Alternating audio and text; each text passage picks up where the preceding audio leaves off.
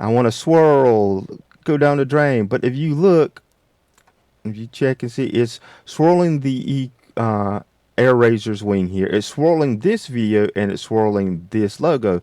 All is swirling all separately. Hey there, everybody, and welcome back to the Digital Paw Workshop. It is I, that low VRAM that slows down your rendering time, Techno Meow Tinkerer. And today we're going to cover how to do effects across multiple videos and images in Olive Video Editor. So right quick, we're going to come on over to the editor. And so I already got some stuff loaded in here. Let's see, let's go and bring on down the clips that we used last time I did the slip and slide tool.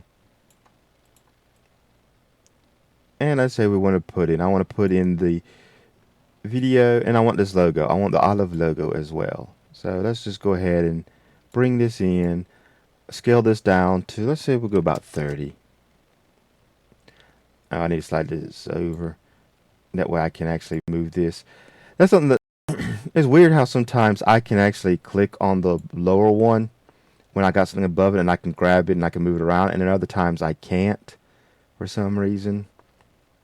I have not figured out why it does that, but anyway, let's see. Get that there.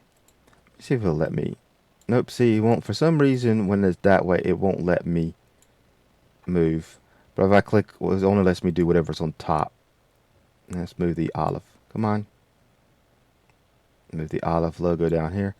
So let's say I have all three of these items I want in my video, but I want to do an effect on all these items. Well, default, you'll think you'll just select the ones you want. Matter of fact, if you probably want to actually clip, if you're saying you're working in a video, you probably end up clipping that to where it's only this section that gets affected. Come up here, I go down to distort, and let's say I want to go swirling. I want to swirl, go down the drain. But if you look, if you check and see, it's swirling the air razor's wing here. It's swirling this video and it's swirling this logo. All is swirling all separately. Now, if you're going for that effect, that's great. But if you want them all swirling together like you're mixing hot chocolate on a cold winter day, you don't want that. Go ahead and undo it all. So one way to do that would be to nest it, like we did when we made our grid for our split screen. Now in that video, I said I probably wouldn't use the nest feature only just to make, I probably wouldn't even use it to make the grid. I just, and save and use it over and over like we said. But here, the nest feature comes in handy. So I right click on this, on the area I got selected, and I click nest. And it brings everything together. So now, when I go to click on that, and I go up here and I add the effect, let's go to distort, back down to swirling, and then I decide to add the radius. It's got my other picture now. Oops, getting the logo now. We're all going down the drain. Hopefully there's some Ninja Turtles down there, not Koopa Troopers. So now that's one way you can edit multiple things together, so if you want to add an effect across the board. Now there is one issue, well, not really an issue, there is an issue though, but let's say I want to go in and edit something. This ain't necessarily the issue. Whoop. Now that's weird, it took away everything else. It must be, anyway, go in, and if you go in and edit, it takes away all the effects. Good question is now, where did the rest of my video go? This is kind of new.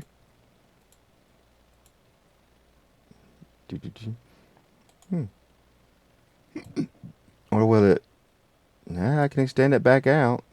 I don't know what to do with the rest of my video. This is, I've not played with the nest a lot, so that seems to be an issue, that if you go back in to undo it, it kind of looks like it erased everything.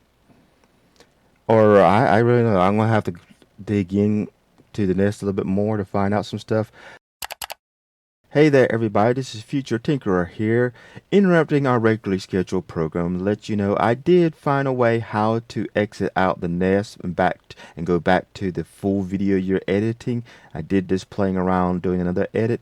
What you do is you go up here and you double click on the sequence, and that will exit out the nest that you're working on and carry you back to the full timeline that you're working on. Now back to our regularly scheduled program. But now there another thing that to kind of deal with that issue would be to go in and let's click right here at the beginning. Let's say I want to do I still got all the stuff I want to edit. I'm going to hit right click right there, and then I'm going to click select endpoint, and it's going to make this blue line all the way to the end. Now if I did this side first and I did the out point, it's going to do the opposite way. But I want to right click here and set out point. Now when I go up here to file, export, it's going to say in to out. That's this area we got selected here. And this is a good way if you want to check how some effects and stuff are doing if you got a low memory like I do. But we're going to sit here, I'm going to check the quality, and we're going to replace this test. This was something I was playing around earlier to make sure. Now if I'm running sluggish here, it's because my system cannot handle recording me. It can't handle my VC face, my OBS, and my Olive rendering out at the same time. It's using is fighting for resources here. Now I haven't tried this without VC face. I think it does it even with just OBS recording. But let's go ahead and import that test video. And like I said, this is good, especially if you got low VRAM. And apparently I just stumbled across something I didn't know with the what was the tool called? The nest tool. Is that when you click and go open back out, it looks like it erased everything. I don't know, and I don't see no way of backing up to the previous thing. But doing it this way, especially like I said, if you got low VRAM, let me go ahead and clear this out up here. Right click, clear in and out points. I got everything here, so it's already all grouped together. I can then distort it. We'll do the swirl again. Swirl. I'm going down the drain. How far can I go? Ooh, I'm pinwheeling now. We'll leave a little bit there, and then you can just bring it back up over here. Now I would do this first, like this, so you make sure you get it lined up, because as long as you got this snapping tool, the little magnet here, it'll snap to the edges. So you make sure, and bring your cuts in. Go back to the pointer, which is the V tool, and I'll just select everything I don't want, delete, and I just bring this back down and place it here. And this is a good way to do it if you got low memory, and because it's going to take you a while to render it as one whole video. Where if you do it in sections like this, it cuts it cuts the rendering time, because you split the rendering time up to different sections. And that way you don't have to sit there and wait so long for it to render before you can get back to work if you don't got nothing else to do. And also, like I said, it also helps to when it comes to doing the editing if you got low memory, low resources like I do. So when you go to do things. But that's pretty much how you can edit multiple video clips, tracks, images all at once with a special effect.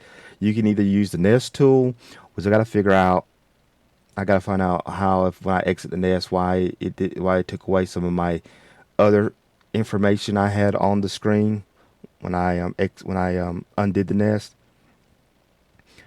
But other than that, you can always use the in and out feature to render out a section and then import that section back in if you want to try to keep it kind of clean and not quite so cluttered. Well, I hope this video was helpful for some of you out there and you found this information useful. If you like my content and you want to help support the channel, please like and subscribe and share this video with anyone you think might find it useful.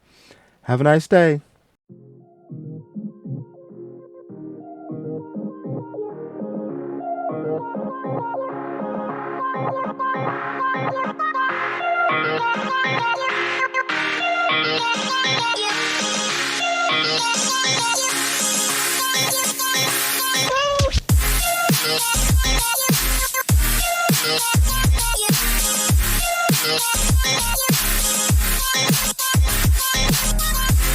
Yeah.